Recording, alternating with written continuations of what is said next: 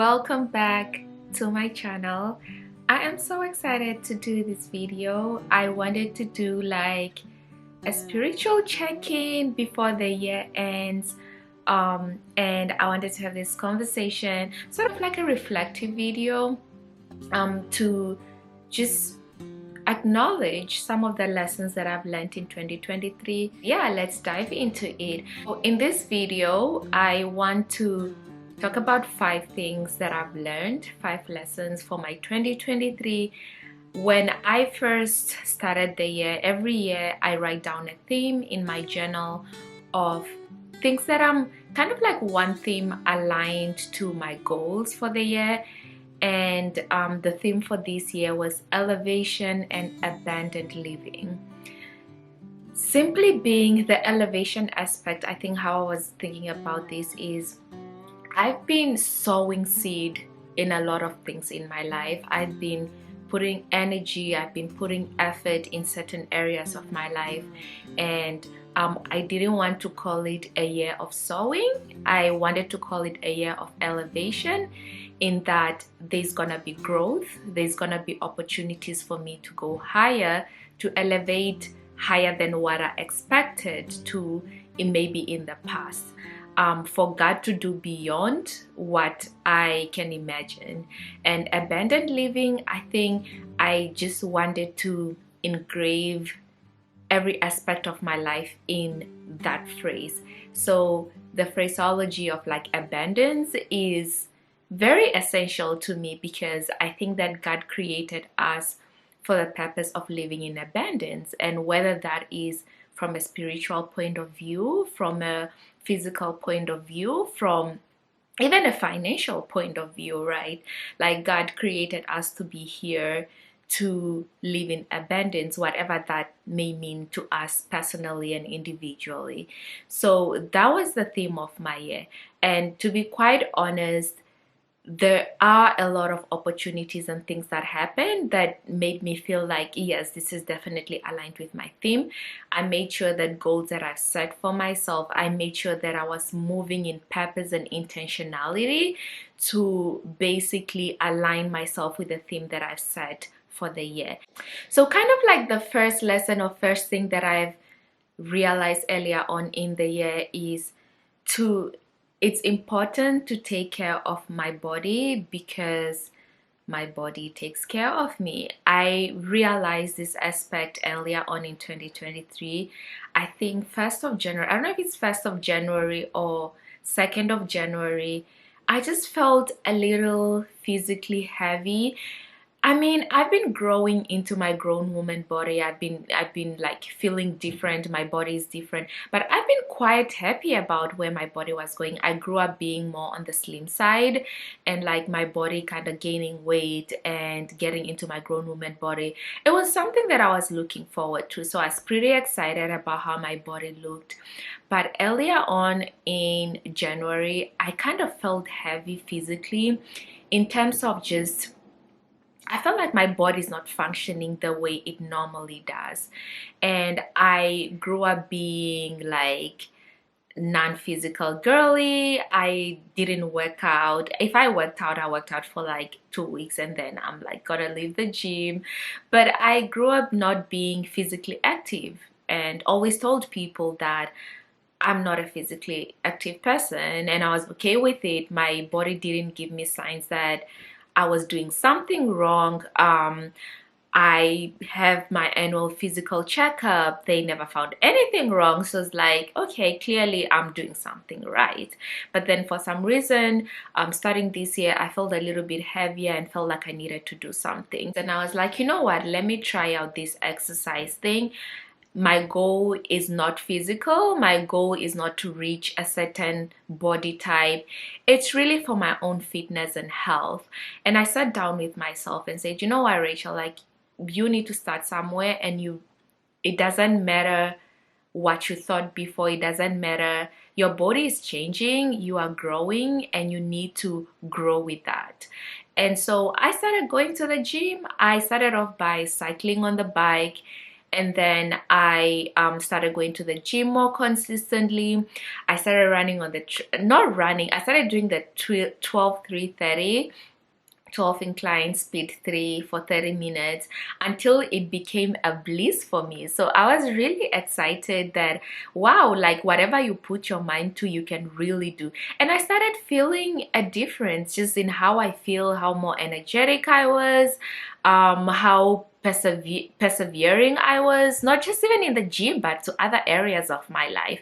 I really felt a huge difference in how I felt, and that was like just a sign for me that this exercise thing is really important, and most importantly, I'm doing this because of my health, and my body needs to be in a good space so that it's able to take care of me, not just now but long term as well. I continue to work out currently.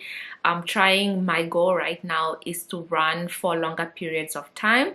I started running on the treadmill, and then also just to put in some form of physical activity or exercise every day, even if it's walking, even if it's just making sure that I'm putting in some movement just to keep going. I think it's very easy to get caught up in doing the very bare minimum when it comes to physical exercise.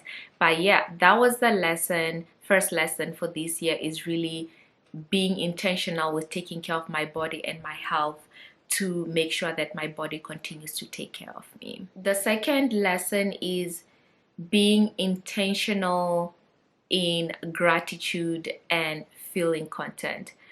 There was a time in my life where this was like a given. Every time before I go to bed, I'm writing down a list of gratitude, things I'm grateful for that happened that day or just in my life.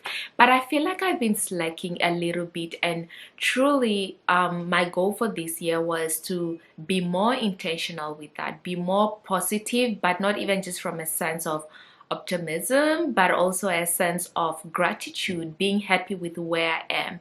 I think often we get caught up with trying to achieve that, trying to chase that without taking a pause and reflecting on all the things that you have done, how far you have come. I remember talking to my therapist too. I don't know what I said. And she said that, have you ever gone back to your journal and look at the things that you used to write about that you want to do or want to be, and where you are now? Reflect on that and just practice that sense of gratitude. I know it's very easy to get caught up with like chasing after our goals, but it's important to take a break and see that there's so much in your life, there's so much that you are in right now, that it's answered prayers, so much that's happening that's worth celebrating, so much that's worth taking a break for. And I think that was very, very beautiful and essential, in a sense that I got to just take a break and be grateful. Sometimes I could be walking, sometimes I could be taking a bus to work, and I'm grateful for this moment. I pause and reflect on how far I've come. So just being okay with where I'm at, I'll say that's where my second lesson was, taking breaks here and there, no matter where I am, no matter what I'm doing, to just be grateful and be content. The third lesson is my financial goals are personal and should view them from a personal lens. I think this was a defining experience for me. I think how I've handled finances in the past was, this is right, this is wrong, I should do what's right with my finances, I should enjoy here and there with my finances. And I think last year it was a year of just like, I need to do things right, you know, I got a house, I did this, maximizing savings, whatever. But this year it was sort of coming to that spot of stability when it comes to balancing my wants, my needs, and things that I need to do. But I also need to introspect and figure out what makes me happy, what do I want to spend my money on, and what gives me value. Because what gives me value might not be what gives the next person value, might not be what my parents may see as value, might not be what social media deemed as value. And so that's a very important realization that I came to this year, just introspecting what's important to me, and a lot of things too, because there are certain things that I thought, oh, it's weird that people spend money on these things. But then I realized, like, first of all, it's their money, they work hard for that money. But also, secondly, it might be easy for you to say something is weird because you don't value it, but that person might be valuing it. And for me, that is beautiful because people are different, people value certain things. I will continue to look at my finances from a personal point of view rather than like a societal point of view or like family point of view.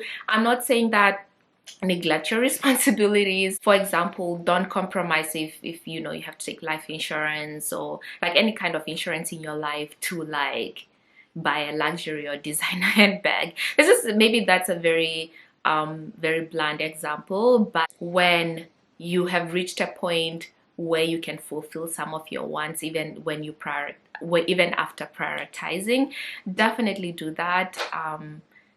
Treat yourself, take care of yourself, and I just don't mean physically, I mean emotionally as well. Go to therapy, pay for convenience, pay for comfort, you know. I'm just glad that I did some of these things this year. Really was look at what do I value, what do I want, and invest in that. And then the next thing is really community is essential, and not only through seasons of joy. This was an important lesson because I felt like this year there was this thing where I felt God was showing me something in terms of community and friendships and people close to me. It almost seems like God was giving me a position of leadership to, not, I don't mean that in terms of like professionally, like giving me a position of leadership to friendships, community, my family, because I found myself in a lot of situations where people will open up to me, people will tell me certain things they are going through, and it felt like God was instructing me to give, you know, not just materialistically but emotionally as well. It felt like, okay, I'm so filled that I needed to pour out some of what is being filled in me to people around me. That's like a responsibility I felt that I had this year, was to really pour out of my cup to other people around me. A lot of people around me, I felt like I had, not always, not every day, but majority of times I felt I had the mental capacity and emotional capacity to give out to people, and even sometimes financially as well. I felt like if somebody close to me is going through something, even if it's $10, $30, like it goes a long way, it helps someone. And really, I think that was really also a beautiful realization to learn, is that it's not always that you are placed in positions of, you know, fostering or watering friendships, relationships because they are going well. Sometimes you need to foster and water these relationships or friendships when the other person is running at 0% battery and you have 100%, and you need to share and give. That's where I'm getting into. I think it's just, I feel like God was positioning me just in a place of leadership, of grace, like extending grace to other people. It's extending that kindness, extending your shoulder to that person or those people, to show them, give them hope, give them positivity, and show them that there's light at the end of everything. The fifth lesson is being comfortable and okay with failure without it letting it define my abilities. I will say that this theme was something that I'd been experiencing, trying to find comfort in failure and lessons. But this year it was elevated. There was a time where I felt like failing something defines my abilities and my capabilities. But that's hardly the case. I think if you reach a point where you are comfortable with failure, you reach a point where you know how to get past failure, you are likely to be positioned in a space where you know peace. Because in this world, failures, challenges will be there. Doesn't matter who you are, they will be there. But does that mean that you can't do it? No. It may not be the perfect time. It may not be the perfect person. It may not be the perfect idea. So it is just alignment, right? It's alignment. It's timing, it's everything. And I think that's what I'm learning, and I continue to learn as well, is being comfortable with some of the things that happen in my life, even if I deem them as failures, that it's okay to experience that. And it's also okay because that's how you learn. I tend to learn from my mistakes. I tend to learn from things that happen. This is like someone else telling me. So like when you experience these failures and challenges, this is also a sign that you are living, you are growing, because those lessons will teach you certain things that you never imagined or you never envisioned. So yeah, those are my 5 lessons. Just wanted to share with you guys. Do like a spiritual check-in, talk about some of my divine presence in the 2023 year. I'm just excited to continue doing this channel with you guys. If you think this is kind of the content that you would like to see more, I'll be more than happy to shoot this. I like journaling, I like reflecting, I like thinking back on things. I like taking my time to frame out, you know, what did I do, what did I do wrong, what did I do right, etc, etc. But this video is really to just share my lessons with you guys.